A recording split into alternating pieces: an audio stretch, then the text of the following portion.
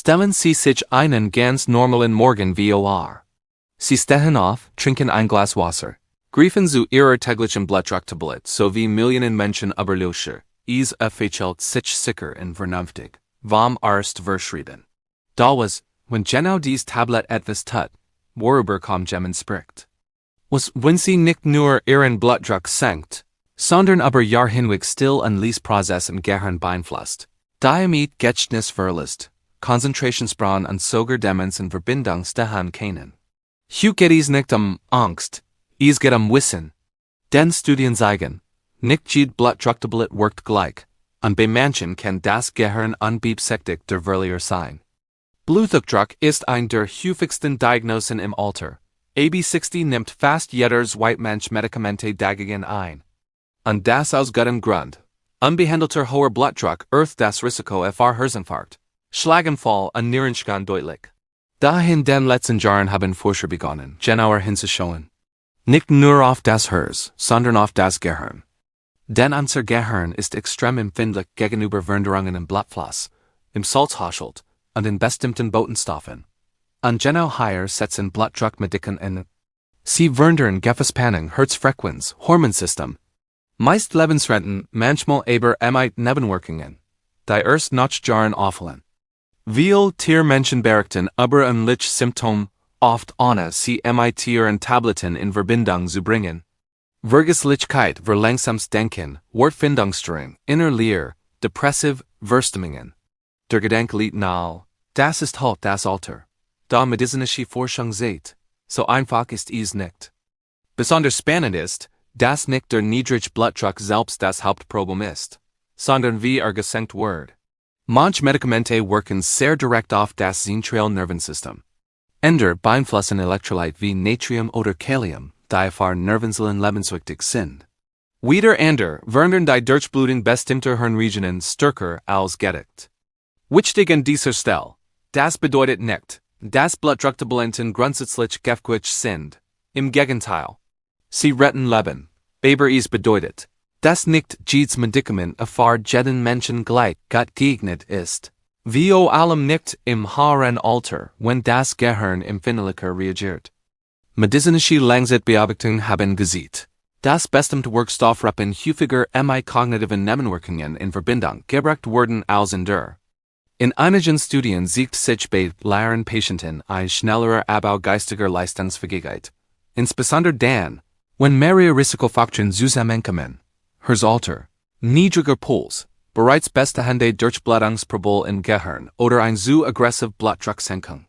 Ein häufig übersehener Punkt ist die sogenannte Cerebral Perfusion, also wie gut das Gehirn mit Blut versorgt wird. Das Gehirn braucht konstanten Druck, alle Bereiche gleichmäßig zu versorgen. Wird dieser Druck zu stark oder zu schnell gesenkt, kann es zu einer chronischen Unterversorgung kommen. Nicht dramatisch, nicht plötzlich, sondern schleichend. Genau dies schleichenden Prozess werden inzwischen intensiv erforscht, weil sie langfristig mit vaskulärer Demenz und Mischformen von Demenz in Verbindung stehen können. Besonders heikel wird es, wenn Medikamente die Blut-Hirn-Schrank überwinden oder indirekt Neurotransmitter beeinflussen. Einige Blutdruckmittel werden ursprünglich nie mit Blick auf das alternde Gehirn entwickelt. Damals lag der Fokus fast ausschließlich auf Herz und Gefgen.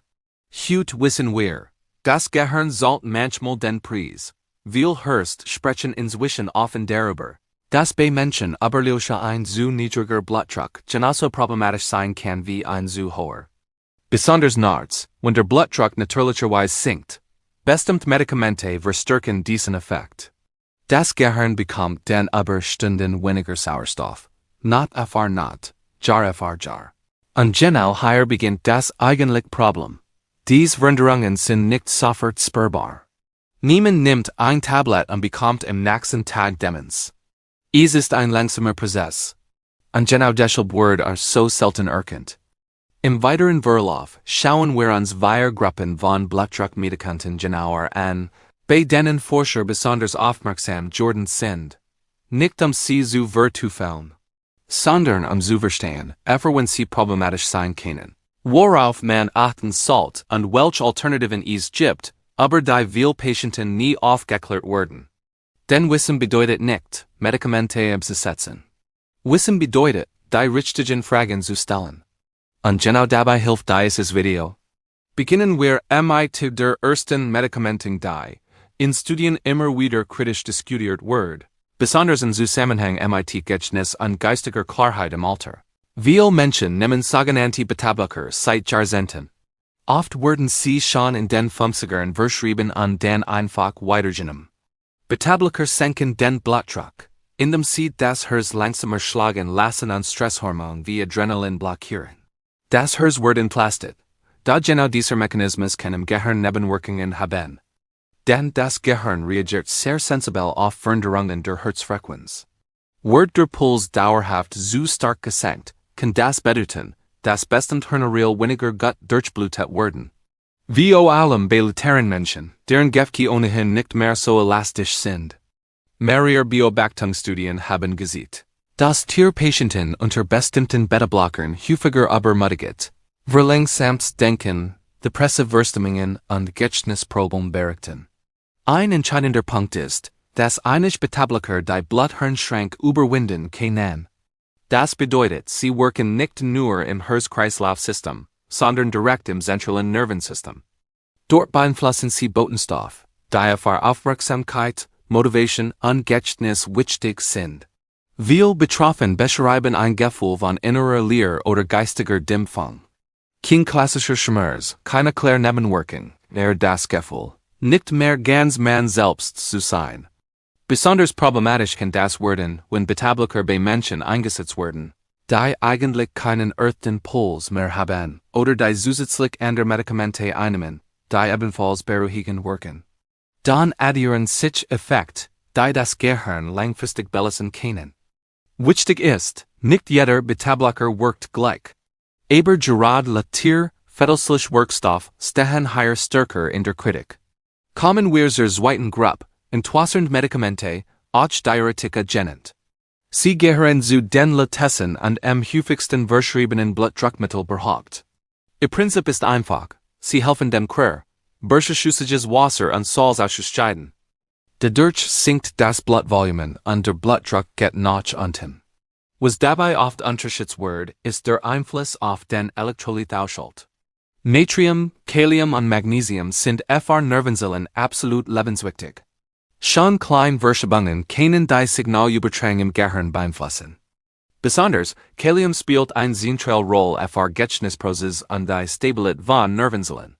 Studien zeigen, dass Menschen unter Diuretika häufiger niedrig Kaliumwert entwickeln, oft unbemerkt. Die Symptome sind unspezifisch. Konzentrationsschwäche, Verwirrtheit, Muskelschwitch, innere Unruhe. Wird dieser Zustand chronisch, kann das Gehirn dauerhaft stressen. In geriatrischen Studien wurde ein Zusammenhang zwischen wiederholten Elektrolytstörungen und einem erhöhten Risiko für kognitive Einschränkungen festgestellt. Ein weiteres Problem. Durch die entwässernd Wirkung kann das Blut dicker werden. Vor allem wenn zu wenig getrunken wird, was bei älteren Menschen häufig vorkommt. Dickflüssiges Blut fließt langsamer durch die feinen Gefäße im Gehirn. Die Folge ist ein leicht, aber dauerhaft minder Durchblutung. Kein akuter Notfall, sondern ein schleichender Prozess, der das Risiko für vaskuläre Veränderungen im Gehirn erhöhen kann. Die dritte Gruppe, über die wir sprechen müssen, sind sogenannte zentral wirksame Blutdrucksenker. Diese Medikamente greifen direkt im Gehirn und genauer gesagt im autonomen Nervensystem. Sie senken den Blutdruck, indem sie die Signal dämpfen, die der Gefäße normalerweise entspannen. Was medizinisch sinnvoll klingt, kann im Alter problematisch werden.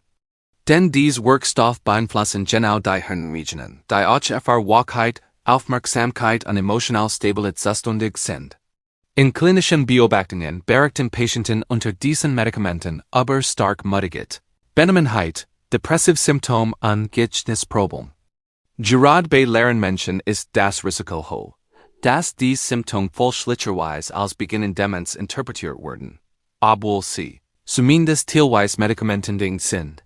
In Pflegenrichtungen wurde beobachtet, dass nach Absetzen oder Umstellen solcher Medikamente die geistige Klarheit bei manchen Patienten deutlich zunimmt. Das zeigt, wie stark der Einfluss sein kann. Besonders kritisch wird es, wenn diese Medikamente abends eingenommen werden. Dan Folt der Blutdruck nachts zusätzlich stark ab. Das Gehirn befindet sich ohnehin in einer Ruhephase und die Durchblutung sinkt weiter. Studien zur nächtlichen Hypertonie zeigen, dass ein zu starker Blutdruckpegel im Schlaf mit einem höheren Risiko für kognitive Verschlechterung verbunden sein kann. Nun zur Gruppe, die oft als besonders modern und sicher gilt. Aber dennoch differenziert betrachtet werden sollte, bestimmte Calcium-Kanalblock. Diese Medikamente entspannen die Gefäßmuskulatur, indem sie den Calciuminstrom in die Zellen hemmen. Dadurch weiten sich die Gefäße, der Blutdruck sinkt. Calcium spielt jedoch nicht nur in den Gefäßen eine Rolle, sondern auch in Nervenzellen. Es ist in Lernprozessen, Gedächtnisbildung und Signalübertragung beteiligt. Einige Studien deuten darauf hin, dass bestimmte Calcium-Kanalblock bei empfindlichen Personen kognitive Nebenwirkungen haben können, insbesondere bei hoher Dosierung oder in Kombination mit anderen Medikamenten. Hier ist die datenliche Komplex. Manche Calcium-Kanalblock scheinen das Demenzrisiko sogar zu senken, anders stehen unter Verdacht, Cognitive Prozess zu beeinträchtigen. Entscheidend ist der individuelle Kontext, Alter, Begleiterkrankung, Dosierung, eine Mesotypunkt und Kombination mit anderen Wirkstoffen. Was all diese Medikamenten gemeinsam haben, ist nicht, dass sie schlecht sind, sondern dass sie im Alter anders wirken können als mit 40 oder 50. Das Gehirn verändert sich. Die Selbstregulation des Blutdrucks wird schwacher. Kleinfehler in der Einstellung haben geringer Auswirkungen. Viele Menschen nehmen ihr Blutdrucktabletten jahrelang in derselben Dosis, ohne dass regelmäßig geprüft wird, wie sich ihr Blutdruck über den Tag und die Nacht verteilt. Dabei zeigen moderne Messungen, dass gerade die Schwankungen entscheidend sind, nicht nur der Wert beim Arzt. Im nächsten Teil schauen wir uns an, woran man erkennen kann, dass ein Blutdruckmedikament dem Gehirn möglicherweise nicht schadet, welche Warnsignale ernst genommen werden sollten, und welche Fragen man beim Arzt stellen kann, ohne Angst zu haben oder etwas falsch zu machen. Schauen wir jetzt darauf, wie man überhaupt erkennt, ob ein Blutdruckmedikament dem eigenen Gehirn möglicherweise nicht schadet. Denn das schwierig ist, die Warnzeichen sind oft leise. Sie kommen schleichend, und sie werden fast nie sofort mit Medikamenten in Verbindung gebracht. Eins der häufigsten Signale ist eine Veränderung der geistigen Geschwindigkeit. Viele Betroffene sagen Dinge wie, ich brauche länger zum Denken oder mir fehlen plötzlich die Worte. Gesprächssträngen mehr als früher. Multitasking fällt schwerer.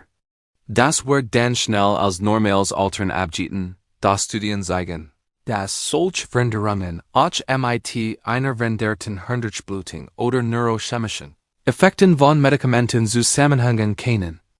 Ein weiteres wichtiges Warnsignal ist eine neue oder verstärkte Vergesslichkeit, die zeitlich mit einer Medikamentenmenstel zusammenfällt. Namen, Termen, Einfähig, Ebenkauf. Besonders auffällig ist dies, wenn ungehörige Veränderungen bemerken, die der Betroffene selbst gar nicht so stark wahrnimmt. Das Gehirn passt sich aber nicht immer zu seinem Vorteil.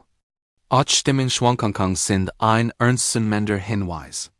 Apathie, Antriebslosigkeit, innerliche oder depressive Verstimmungen treten bei leeren Menschen häufig unter bestimmten Blutdruckmedikamenten auf. Das ist kein Personalitätsversagen und keine Charakterschwäche. Es ist oft ein neurochemischer Effekt. Einige Medikamente beeinflussen Botenstoff, die direkt mit Motivation und emotionaler Stabilität zusammenhängen. Sehr wichtig ist auch dem Schwindel, besonders beim Aufstehen. Das kann ein Zeichen davor sein, dass der Blutdruck kurzfristig zu stark abfällt. Solche sogenannten orthostatischen Blutdruckabel bedeuten das Gehirn jedes Mal einen kurzen Moment der Unterversorgung, einmal ist das meist harmlos. Aber über Jahre hinweg kann es das Gehirn belasten. Viele dieser Warnzeichen treten besonders nachts oder morgens auf. Deshalb sind Langzeit-Blutdruckmessungen so wichtig. Nicht nur ein einzelner Wert beim Arzt, sondern das Komplettprofil über Arztstunden. Studien zeigen, dass Menschen mit starkem nächtlichem Blutdruckabel ein höheres Risiko für kognitive Probleme haben als jene mit stabileren Werten. Nun stellt sich die entscheidende Frage. Was kann man tun, ohne in Panik zu geraten oder Medikamente eigenmächtig abzusetzen?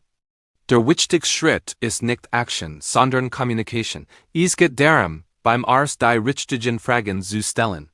Zum Beispiel, The first main Blutdruck vielleicht inzwischen zu niedrig eingestellt? Wie sieht mein nächtlicher Blutdruck aus? Gibt es Alternativen innerhalb derselben Medikamenten? Kennt ein niedrige Dosis ausreichen? Oder ein anderer eine Medikament? Viele Menschen wissen nicht, dass es innerhalb jeder Wirkstoffklasse große Unterschiede gibt. Manche Betäubler wirken stark im Gehirn, andere kaum. Manche Diuretika beeinflussen dem Elektrolythaushalt stärker als andere. Und oft reicht schon ein kleine Anpassung, Nebenwirkungen deutlich zu reduzieren, ohne den Blutdruckschutz zu verlieren. Ein weiterer zentraler Punkt ist die regelmäßige Überprüfung von Blutwerten. Kalium, Natrium, Magnesium, all das sollte bei älteren Menschen unter Blutdrucktherapie regelmäßig kontrolliert werden. Nicht einmal im Jahr, sondern angepasst an das Individualrisiko. Das Gehirn reagiert empfindlich auf Ungleichgewicht, lange bevor schwere Symptome auftreten. Auch Lebensstilfaktoren spielen eine größere Rolle, als wir denken. Bewegung, angepasst an das eigene Niveau, verbessert die Durchblutung des Gehirns. Ausreichend Flüssigkeit ist entscheidend, besonders bei entwassenen Medikamenten. Schlafqualität beeinflusst die nächtliche Blutdruckregulation massiv. Und selbst leicht cognitive Aktivität, Gespräch, Lesen, Lernen, unterstützt die neuronale Reserve. In den letzten Jahren ist außerdem ein wichtiger Perspektivwechsel in der Medizin zu beobachten. Weg vom Motto je niedriger, desto besser, hin zu so stabil wie ein Tig. Gerade bei Menschen aber lielsche Rücken Lebensqualität, geistige Klarheit und Selbstständigkeit stärker in den Fokus. Blutdruckkontrolle bleibt wichtig. Aber nicht jeden Preis. Was die Forschung sehr klar sieht. Demenz ist kein Schicksal, das einfach passiert. Sie ist oft das Ergebnis vieler kleiner Faktoren über viele Jahre. Medikamente können einer dieser Faktoren sein, im Guten wie im Schlechten. Richtig eingesetzt schützen sie das Gehirn, falsch angepasst können sie es belasten. Deshalb ist die wichtigste Botschaft dieses Videos nicht Angst, sondern Aufmerksamkeit. Wer informiert ist, kann mit seinem Arzt gemeinsam besser Entscheidungen treffen. Entscheidungen, die nicht nur des Hirns schützen, sondern auch das Gehirn. Zum Abschluss möchte ich etwas ganz Wichtiges klarstellen. Dieses Video sollte keine Angst machen. Es soll stärken. Denn Wissen gibt Ihnen Kontrolle zurück. Blutdruck ist eine ernsthafte Erkrankung, und Medikamente sind oft lebenswichtig. Aber genauso wichtig ist es zu verstehen, dass sich unser Körper mit dem Alter verändert.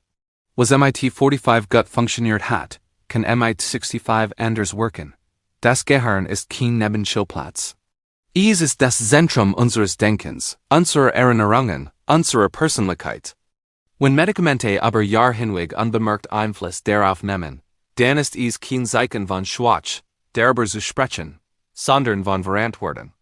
Die gute Nachricht ist, in sehr vielen Fällen lassen sich Probleme vermeiden oder zumindest deutlich reduzieren. Durch eine bessere Bestimmung der Medikamente. Durch regelmäßige Kontrollen. Durch kleine Anpassungen bei Dosis, Wirkstoff oder einem Medikament. Und vor allem durch ein affines Gespräch mit dem Arzt, bei dem nicht nur Blutdruckwert zullen, sondern auch geistige Klarheit, Energie und Lebensqualität. Niemand sollte Medikamente eigenmächtig absetzen. Aber niemand sollte sie auch jahrelang einfach weiternehmen, ohne zu hinterfragen, ob sie noch passen. Ihr Körper ist kein starres System.